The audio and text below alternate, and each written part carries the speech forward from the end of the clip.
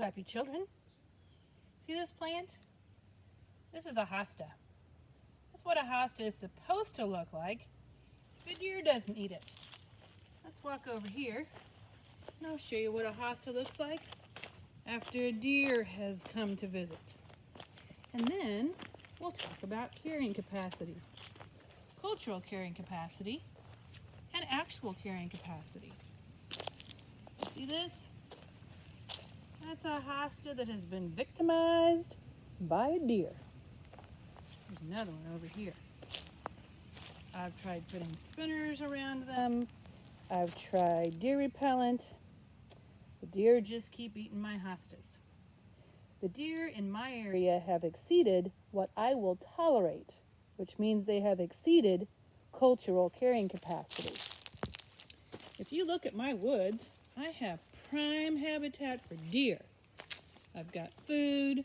Down the way there is a pond, so I've got water. I've got shelter. I've got space. If I were a deer, I would be very happy hanging out in my woods. And my woods can handle a lot of deer.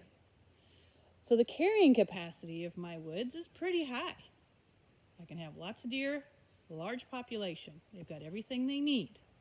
That's carrying capacity. The number of organisms that can live in a habitat or an ecosystem without degrading that ecosystem.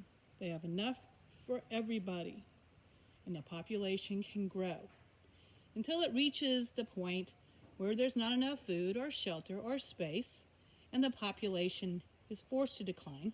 Sometimes predation, sometimes disease also plays a part in that. But cultural carrying capacity can also impact the number of deer in the forest. See my hostas? I'm not real happy with the deer eating my hostas. So occasionally, during hunting season, some of those deer have to go bye-bye.